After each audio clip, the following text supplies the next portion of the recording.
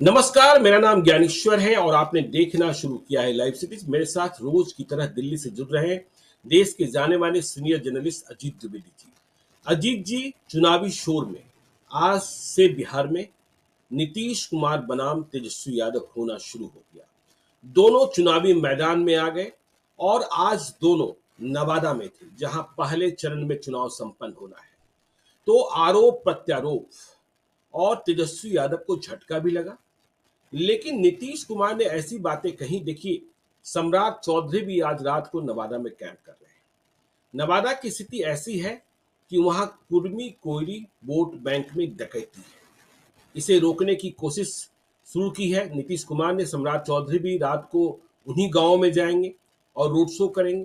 तेजस्वी यादव के Yadav vote bank में भी सेंधमारी है, तो इसे थामने भी पहुंचे थे तेजस्वी यादव। और देखिए, नवादा में एक नारा भी गूंज रहा है स्थानीय का, अभागा नवादा। 2009 में नए परिसीमन के बाद जब यह गैर सुरक्षित लोकसभा क्षेत्र बना, तो नारा इसलिए कि 2009 में भोला सिंह, 2014 में गिरिराज सिंह, 2019 में चंदन सिंह, तीनों बाहरी सांसद बने। तो वहां यह मुद्दा भी तेजी से उठा हुआ है। खैर, तो देखिए, आज जब नीतीश कुमार वहां थे, वे अपने प्रभाव वाले इलाके में गए। बासलीगंज के इलाके में थे, जहां भूमिहार की आबादी भी है, कुर्मी कोयली की आबादी भी है। अशोक महतो और श्रवण कुशवाहा उम्मीदवार, अशोक महतो आरजेडी के। देखिए, अशोक महतो क्या थी यह सभी जानते हैं। तो जो चुनौतियां पेश की गई हैं, लेकिन नीतीश कुमार ने अपने संबोधन में लंबा भाषण दिया। नीतीश कुमार ने वो बातें तो कही ही कही जो वो लगातार कहते हैं कि 2005 के पहले क्या था जी बिहार में, कुछ था, पति पत्नी की सरकार। लेकिन आज कुछ और नई बातें नीतीश कुमार ने कही और सिद्ध करने की कोशिश की। जैसे उन्होंने कहा, मेरे बारे में पूछिएगा, 18 साल हो गए, मैंने कोई एक पैसा कमाया है क्या? किसी ने मुझे एक पैसा दिया है क्या? कोई बोलेगा क्या? मैं केंद्र में भी मंत्री रहा और बिहार में भी मुख्यमंत्री। तो नीतीश कुमार ने अपनी ईमानदारी की मिसाल पेश करने की कोशिश की। इसके साथ ही उन्होंने यह भी कहा, उल्टा पुल्टा बोलता रहता था, करता रहता था, हमने भगा दिया। जाहिर तौर पर तेजस्वी यादव की ओर इशारा था। लेकिन इससे भी बड़ी बात नीतीश कुमार ने जो कही, देख लीजिएगा, हमको हरा मत दीजिएगा, हरा दीजिएगा, वो आएगा, सब लूट लेगा, कोई काम आपका नहीं होगा, सरकार कैसे चलेगी यह समझ लीजिएगा, लूट लेगा। तो नीतीश कुमार का यह बात, देखिए, सवाल इसके साथ भी जुड़ते हैं। जब तेजस्वी यादव के इस आचरण के बारे में आपको जानकारी रही है, तो आपने 2 बार क्यों साथ लिया? और फिर यह बात भी सही है कि लालू यादव के खिलाफ जो आरोप लगे, कोर्ट में प्रमाणित भी हुए चारा घोटाले, लेकिन तेजस्वी यादव के खिलाफ कोई आरोप अब तक प्रमाणित नहीं हुआ है भ्रष्टाचार का। यह ईमानदारी भरी बात है। जब पहली बार महागठबंधन की सरकार बनी 2017 में और फिर सरकार गिरी भी, तब भी आपको याद होगा अजीत जी, सुशील कुमार मोदी यह आरोप लगा रहे थे कि इन लोगों ने संजय गांधी जैविक उद्यान की मिट्टी बेच दी, मिट्टी घोटाला हो। लेकिन जब महागठबंधन की सरकार गिरी, फिर से एनडीए की सरकार बनी, तो वन एवं पर्यावरण मंत्री, उप मुख्यमंत्री के साथ साथ सुशील कुमार मोदी ही थे। तेज प्रताप यादव के खिलाफ कोई आरोप प्रमाणित नहीं कर पाए थे। तो आज नीतीश कुमार ने वोटरों को यह संदेश दिया है कि यदि हमको हरा दीजिए तो वो आएगा, सब लूट लेगा। चुनाव में यह बार और यह आरोप कहां तक जा रहा है और इसका संदेशा क्या है, अजीत जी स्पष्ट करें। देखिए, ये एक तो सबसे पहले जो जो ऊपर से दिख रहा है, जो बात दिख रही है, ऐसा लग रहा है कि वो लोकसभा चुनाव के लिए वोट मांग रहे हैं। जी। लेकिन उनकी बातों से ऐसा लग नहीं रहा है। उन्होंने जो भाषण दिया उससे ये नहीं लगा कि वो लोकसभा के चुनाव के लिए वोट मांग रहे हैं। जी। अभी तो उनका चुनाव है नहीं, अभी मुख्यमंत्री के लिए तो चुनाव हो नहीं रहा है, अभी प्रधानमंत्री के लिए चुनाव हो रहा है। उनके बिल्कुल। हारने जीतने की बात तो नहीं है इसमें। हम्म, लेकिन फिर भी उन्होंने कहा कि हमको मत हरा दीजिएगा।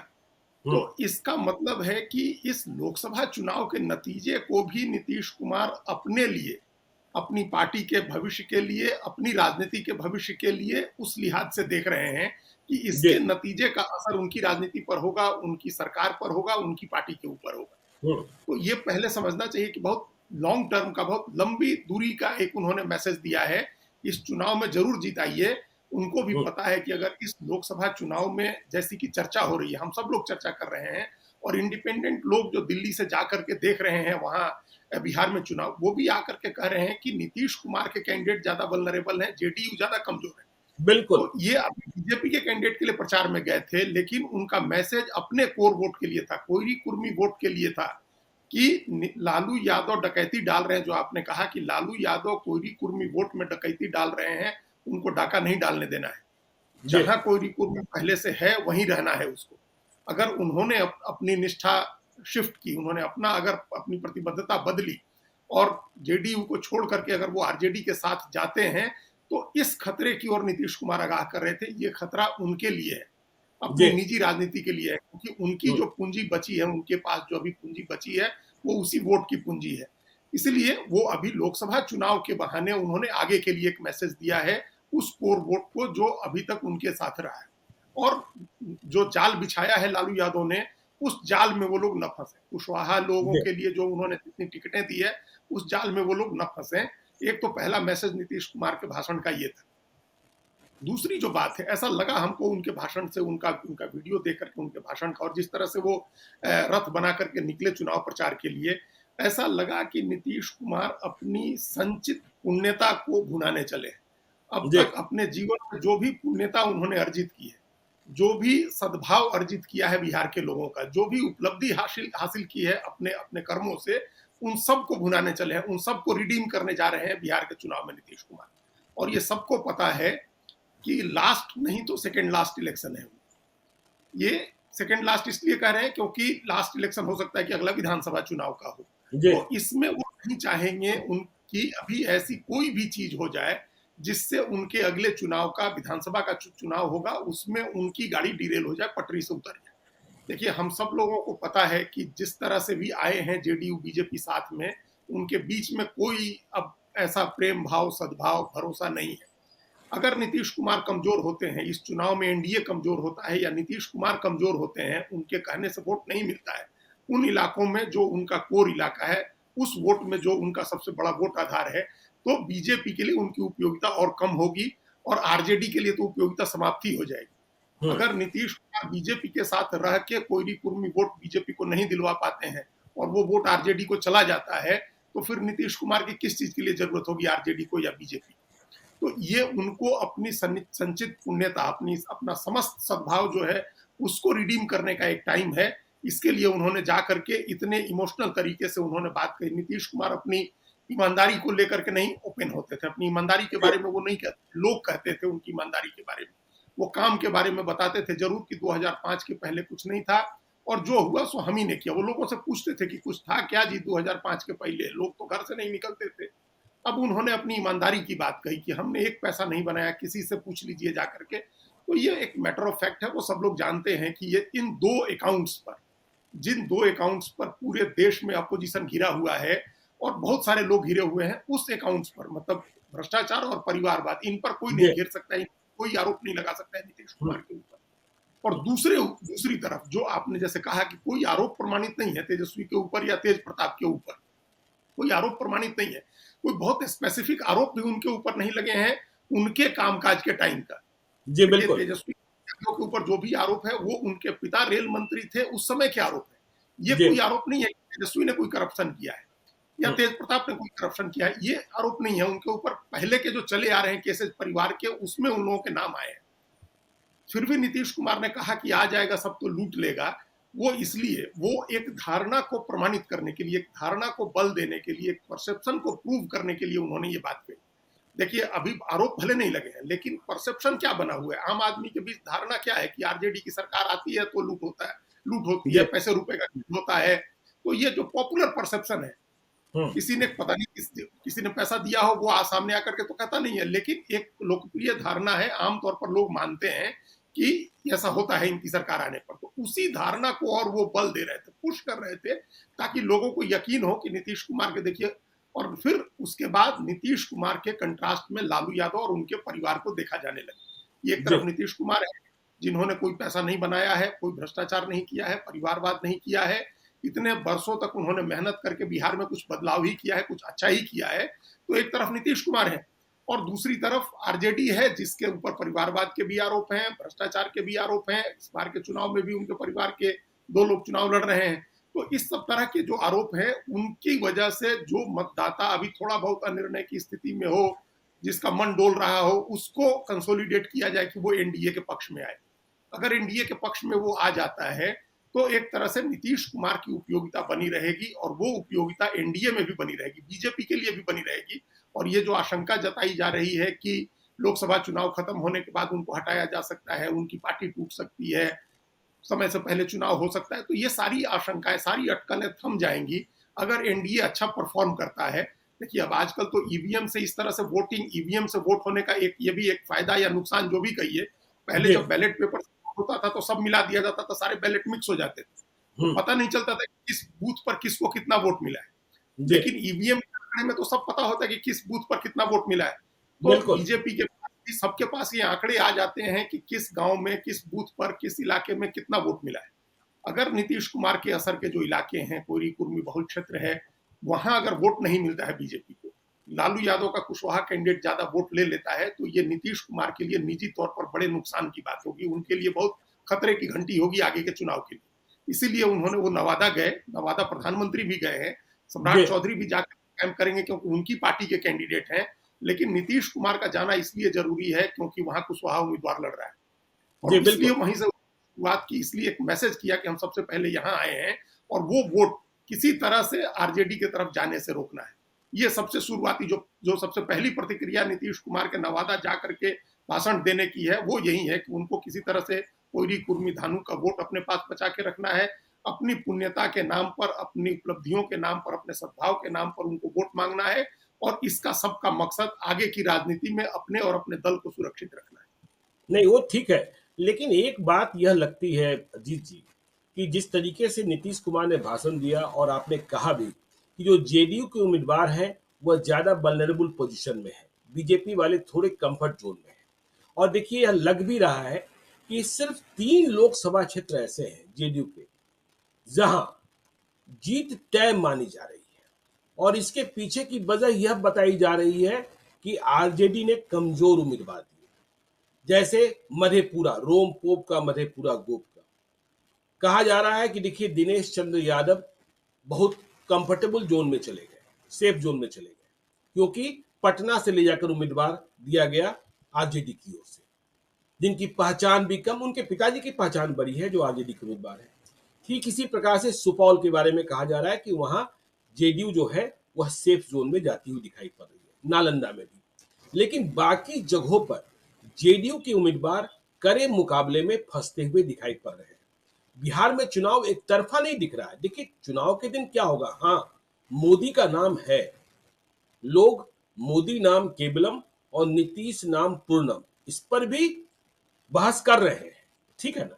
तो लेकिन इसके साथ ही देखिए, आपने कुशवाहा की बात की, मैंने आज सुबह से कई कुशवाहा बाहुल्य गांव में बात की, और हमने पूछा कि भाई, आगे तो सम्राट चौधरी का ही भविष्य है, वे भविष्य के मुख्यमंत्री के रूप में प्रोजेक्ट कर रहे हैं, तब भी आप सभी इधर उधर हो रहे हैं क्या। तो उनके भीतर जाति के उम्मीदवार की बात निकली, और फिर यह बात भी सामने आई कि सम्राट चौधरी पहले आए तो हम उनका इंतजार कर रहे हैं, उनकी जुबानी सुनना चाहते हैं। तो ये बात भी हमने सुनी कुशवाहा गांव से। और देखिए, नीतीश कुमार ने एक बात और कही, जब जाति की बात निकली, कि वो जाति वाले से वोट मांग रहे हैं, जाति की बात कर रहे हैं, लेकिन जिस जाति से वोट मांग रहे हैं उस जाति को उन्होंने बढ़ाया कितना। बढ़ाया तो सिर्फ और सिर्फ अपने परिवार को। उनके परिवार के कितने लोग चुनाव लड़ रहे हैं जी, देखे हैं ना, देख रहे हैं ना। तो नीतीश कुमार की यह प्रतिक्रिया कुशवाहा गांव में सम्राट चौधरी का इंतजार और जेडीयू उम्मीदवार करे फाइट में। यह भी बिहार का दृश्य है अजीत जी।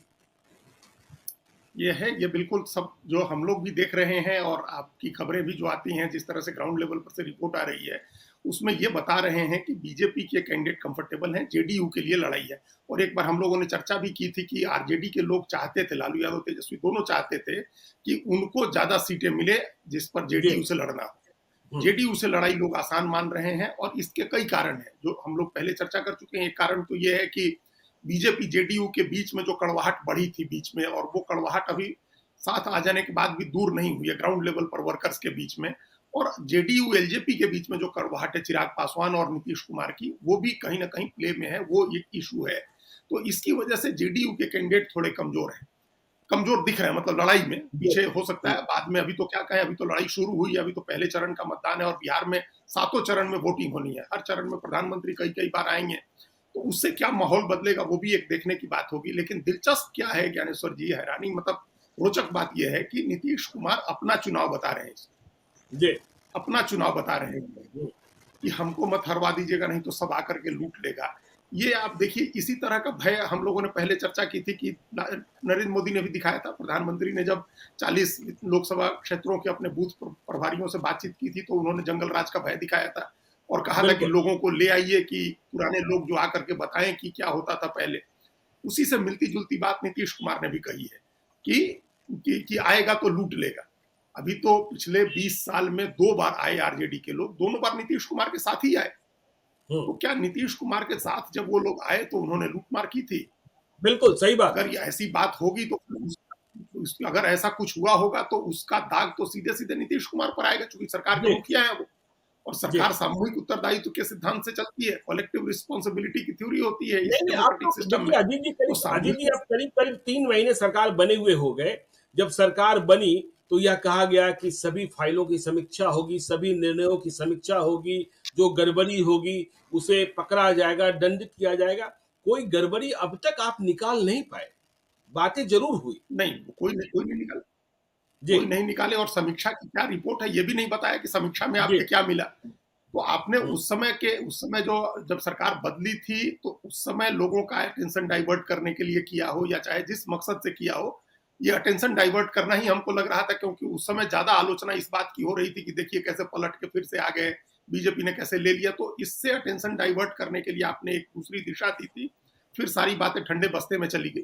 तो अब ये बात कहने का कोई मतलब नहीं है कि आएगा तो लूट लेगा। अभी इस बात का भय दिखाने का कोई मतलब नहीं है। वो जो हरदम जेडीयू के ही नेता हैं अशोक चौधरी, जो हमेशा कहते हैं कि राजनीति हेतु मध्यभूत में नहीं होती है, राजनीति हेतु मध्यभूत में थोड़े होगी कि क्या होगा तो क्या हो जाएगा। जो नवजोत सिंह सिद्धू की कमेंट्री हम लोग सुनते थे, वो हमेशा कहते थे ज्ञानेश्वर जी की मेरी चाची की मूंछें होती तो मैं उनको चाचा कहता। तो अब मूंछें होंगी तो चाचा कहिएगा, जब वो आएगा तो क्या करेगा इसका कोई मतलब नहीं। अभी तो वो नहीं आ रहा है। अभी सबको पता है कि देश का चुनाव हो रहा है, लोकसभा का चुनाव हो रहा है, प्रधानमंत्री नरेंद्र मोदी को बनना है, उनका चुनाव है।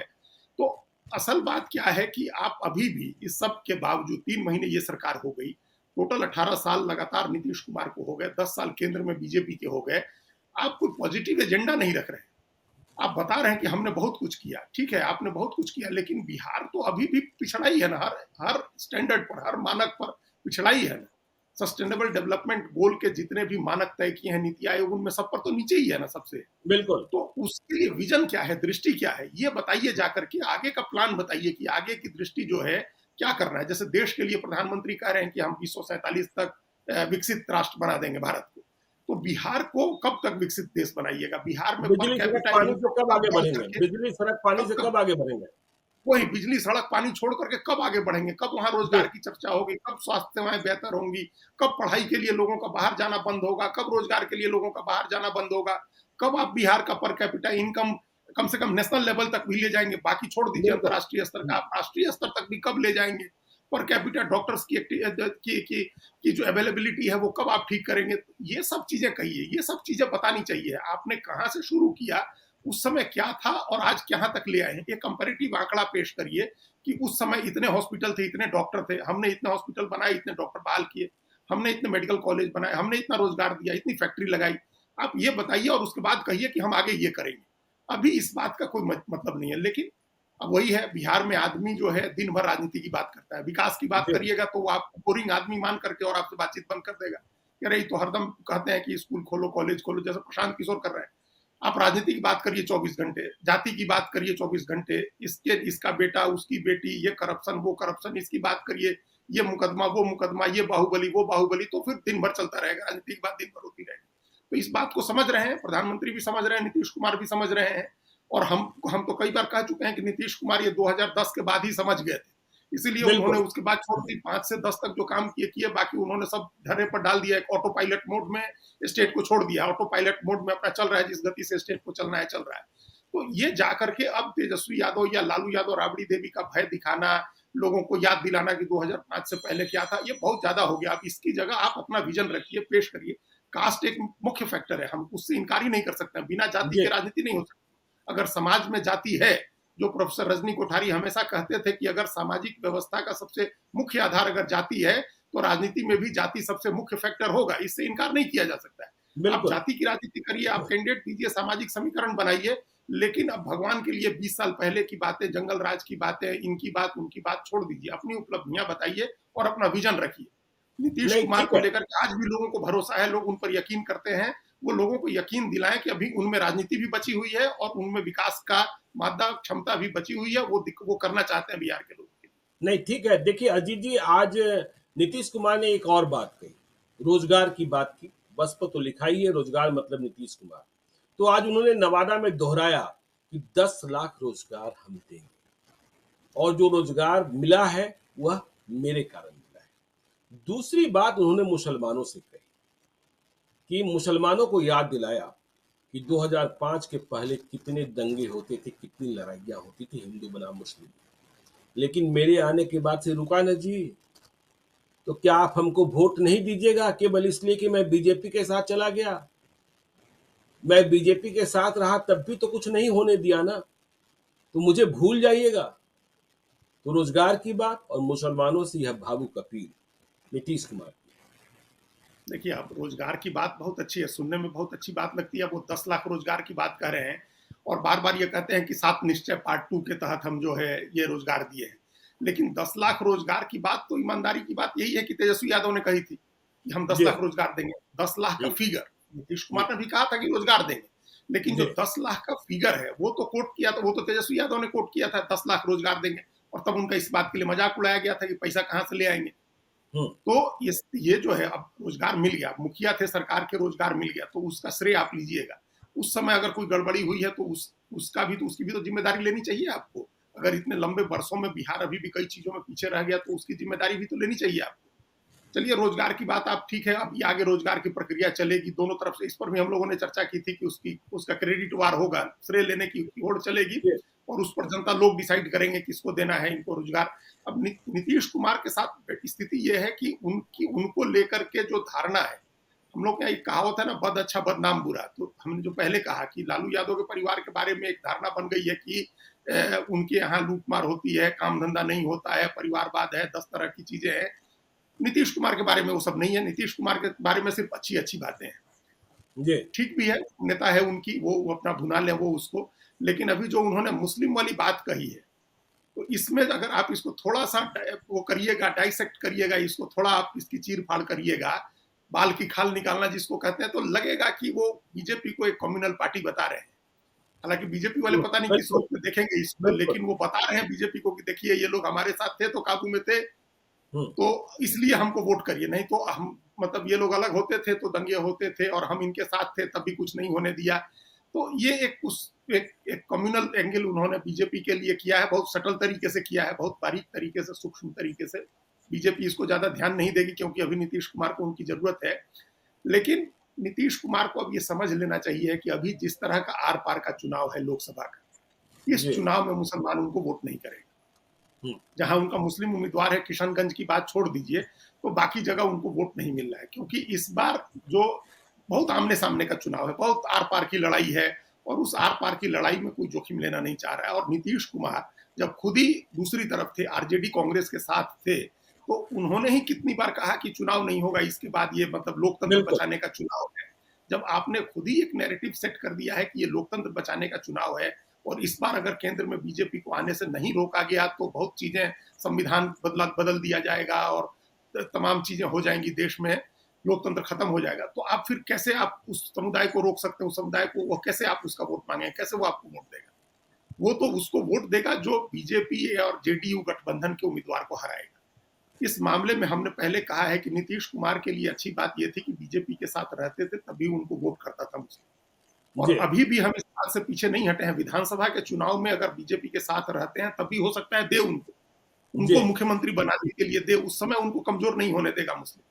लेकिन अभी नहीं, अभी जिस तरह की लड़ाई है, जिस तरह की आर पार की लड़ाई है, वो इनको वोट नहीं देगा। ये अपना सद्भाव दिखाने के लिए, अपना एक सेकुलर धर्मनिरपेक्ष चेहरा दिखाने के लिए इस तरह की अपील नीतीश कुमार ने की है, लेकिन इस बार वो वोट नहीं मिले। और करप्शन का इशू, करप्शन वो इशू रहेगा, वो इशू है, वो करप्शन का इशू है, चूंकि प्रधानमंत्री ने भी बनाया हुआ है और वो मुख्य मुद्दा है, करप्शन का मुद्दा। लेकिन उसमें भी अब क्या कहिएगा ज्ञानेश्वर जी, अभी CSDS लोक नीति का एक सर्वे आया है जो 2 दिन से 2 पार्ट में छपा है। कल हिंदू में, द हिंदू अखबार में उसका पहला पार्ट छपा था, आज दूसरा छपा है। उसमें करप्शन के इशू पर देश के 55% लोगों ने कहा है कि करप्शन पहले से बढ़ गया है। 2019 में 40% लोगों ने कहा कि करप्शन बढ़ा है, और अब 2024 से पहले 55% लोग कह रहे हैं कि करप्शन बढ़ गया है। तो इतनी लड़ाई हो रही है करप्शन के खिलाफ, न खाऊंगा न खाने दूंगा का नारा प्रधानमंत्री ने दिया है, सारे भ्रष्टाचारियों को जेल में डालने का है, और तब भी करप्शन बढ़ता जा रहा है। 55% लोग ऐसा मान रहे हैं कि बढ़ा है। बिल्कुल बिल्कुल करप्शन बढ़ता जा रहा है। देखिए, नीतीश कुमार की जुबान आज फिर फिसली, खैर माफी मांग ली उन्होंने गलती के लिए। अब की बार 400 पार की जगह वह 4000 पार कर रहे हैं। दूसरी बात, उन्होंने मीडिया के बारे में कहा कि देखिए, मेरे बारे में तो आपको लिखने से मना कर दिया जाएगा, छापने से मना कर दिया जाएगा। क्यों ठीक कर दीजिए। मुझे समझ में बात नहीं आई कि अब कौन मना करेगा। स्टेट में स्वयं है, सेंट्रल में मोदी सरकार है। खैर, ये तो नीतीश कुमार की बात है। आगे हम तेजस्वी यादव की बात करते हैं। तेजस्वी यादव भी आज नवादा पहुंचे थे, क्योंकि नवादा में बीजेपी और आरजेडी सीधी लड़ाई में बहुत नजदीकी मुकाबले की लड़ाई लड़ रही है।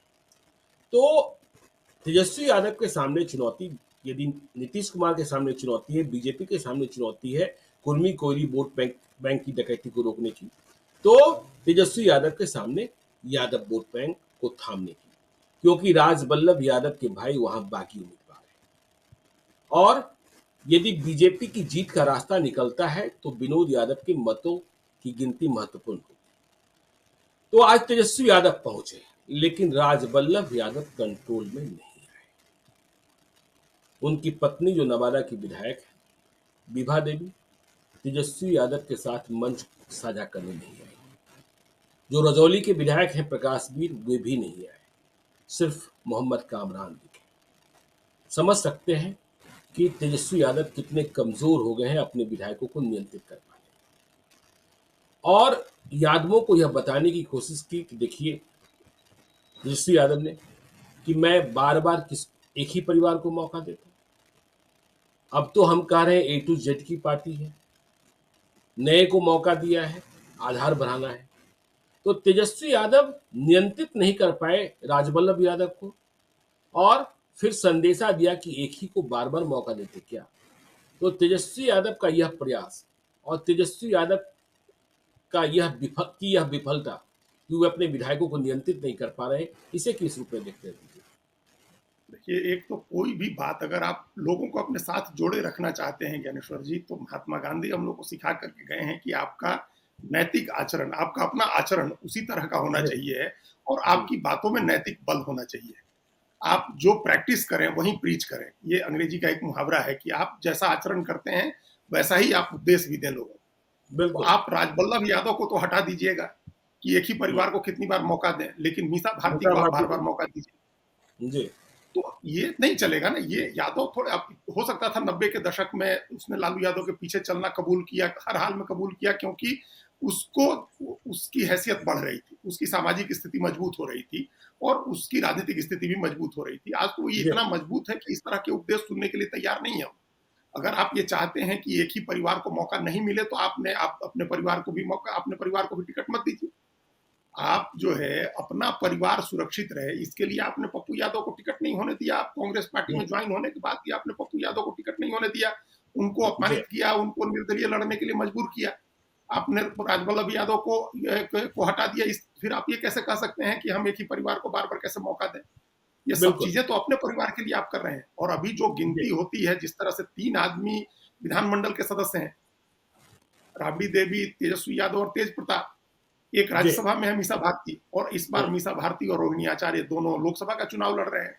तो आपके हम्म, 5 सदस्य विधानसभा या लोकसभा में जाना चाहते हैं, राज्यसभा में है, और आप दूसरे को कह रहे हैं कि हम एक ही परिवार के लोगों को कैसे मौका दें। तो इसके पीछे कोई नैतिक बल नहीं है, और यही कारण है जी कि वो मजबूर नहीं कर सके। अगर नैतिक बल होता तब फिर राजवल्लभ यादव आते कि देखिए सिर्फ हमारा हमको नहीं इन्होंने काटा है, अपने अपना भी त्याग किया है। लेकिन बिल्कुल आप अपना त्याग नहीं करेंगे, दूसरे से त्याग की उम्मीद करेंगे, तो वो नहीं चलेगा। आज के टाइम में तो किसी का नहीं चलेगा।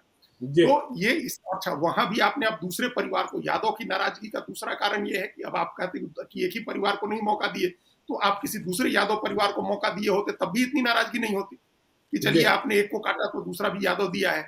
लेकिन आप तो दूसरे वोट बैंक को ट्राई कर रहे हैं, आप कुशवाहा को ट्राई कर रहे हैं। और उस इलाके में अगर यादव एक बार अपना होल्ड गंवा दे, एक बार अगर कुशवाहा किसी तरह से चुनाव जीत जाए वहां, तो फिर कैसे छुड़ाएंगे उस सीट को? जी उस सीट को एक समय, लंबे समय तक सीट रिजर्व रही है, फिर होने के बाद दूसरी एक ये भी हो रहा है कि वो काफी जो यादव का वर्चस्व खत्म हो जाएगा उस इलाके से। अगर जो पूरा जहानाबाद, गया, नवादा, ये एक लाइन से सीटें हैं, तो उस पर अपना वर्चस्व बना के रखना है। और ये आम यादव के मन में भी धारणा होगी, देखिए राजवल्लभ यादव या विभा देवी हो या विनोद यादव हो, ये बिना जनता की नब्ज समझे बगावत नहीं कर रहे हैं। इनको जी जनता की नब्ज का पता है, जनता इनके साथ होगी तभी ये बात बगावत कर रहे हैं, तभी ये नहीं, इन्होंने इतना डेयर किया। विनोद यादव की सभाओं में भी ठीक ठाक यादव जुट रहे हैं और उनके भाषण को सुन रहे हैं और उनके समर्थन में दिख रहे हैं। यह बात भी सही है और यही बीजेपी के लिए बीजेपी की राह को आसान कर रहा है नवादा में। हाँ, तो ये इसी वजह से तो नब्ज समझ रहे हैं जनता को, जनता जी उनके साथ होगी, इसीलिए वो डिफाई कर रहे हैं लालू यादव को भी और तेजस्वी यादव को भी। और देखिए इन लोगों ने पता नहीं एफर्ट क्या किया, लेकिन जो हम लोग पहले दिन से कह रहे हैं, टिकट के पहले बात नहीं की, और टिकट देने के बाद भी ऐसा कोई सूचना नहीं है, ऐसी कोई सूचना नहीं है कि लालू यादव अपनी तरफ से आउटरीच किए, लालू यादव के जी साथ करीबी रहे राजवल्लभ यादव, उनको आउटरीच करना, उनको मनाना, उनसे बात करना, ऐसा भी कुछ नहीं हुआ। जो हम लोग उस दिन चर्चा कर रहे थे कि ये अहंकार है कि हमारा वोट रखा हुआ है और हम जिसको दे देंगे उसको, हम जिधर हाँक देंगे उधर चला जाएगा, अब वो स्थिति किसी की नहीं है, अब किसी बिल्कुल कास्ट की नहीं है। जो सबसे वंचित है, सबसे पिछड़ा है, सबसे हाशिए पर की जाती है, वो भी अब अपने हिसाब से फैसला कर रही है। अपना, अपनी जाति का, अपने इलाके का, अपने समाज का, ये सब हित देख रहे हैं वो। तमाम तरह की चीजें उनके कंसिडरेशन में है, उसके हिसाब से वो फैसला कर रहे हैं। तो तेजस्वी यादव देर से पहले दिन, वो लगता है कई दिन तक वो टालते रहे इस सभा को, लेकिन जाना ही था तो जी वो गए। अब ये मुश्किल ये है कि आज नीतीश कुमार जाकर के एक तरफ कुशवाहा वोट अपनी तरफ करने की कोशिश कर रहे थे, और तेजस्वी यादव ने जाकर के यादव वोट ट्रांसफर कराने की कोशिश की है कुशवाहा को। इसमें जी जो सफल होगा, अगर यादव वोट ट्रांसफर हो गया ज्ञानेश्वर जी कुशवाहा की तरफ, तो तेजस्वी की लीडरशिप स्टैब्लिश होगी बिहार में। ये सब टेस्ट करने बिल्कुल वाला, ये एक जी लैब टेस्टिंग की तरह की सीटें हैं ये। अगर यादव वो ट्रांसफर होता है कुशवाहा को, तो ये तेजस्वी का लीडरशिप स्टैब्लिश होगी। अगर नीतीश कुमार रोक देते हैं, तब फिर नीतीश कुमार की संभावना बनी रहेगी। अगर कुशवाहा अपना वोट लेने को में भी कामयाब हो जाते हैं, तो ये नीतीश कुमार और सम्राट चौधरी दोनों के लिए बड़ी चुनौती होगी। हालांकि विधानसभा चुनाव अलग होगा, लेकिन इस चुनाव में दोनों के लिए बड़ी चुनौती होगी कि वो किसी तरह से उस वोट को अपने साथ रखें, उसको नहीं जाने दें अपने दूसरी पार्टी के खेमे। जी, तो देखिए नवादा का चुनाव बहुत कठिन है और नवादा का चुनाव जो है लैब टेस्टिंग कर रहा है लीडरशिप का और इसके नतीजे क्या आएंगे वो तो 4 जून को मालूम होगा। लेकिन बिहार की चर्चा हम लगातार करते रहेंगे। आप देखते रहिए लाइव सिटीज को। यदि अब तक आपने हमारे यूट्यूब चैनल लाइव सिटी को सब्सक्राइब नहीं किया है तो जरूर कर लीजिएगा और यदि इस वीडियो को आप फेसबुक पेज के माध्यम से देखें तो पेज को लाइक कीजिएगा, ट्विटर पर भी हमें फॉलो कीजिए। धन्यवाद।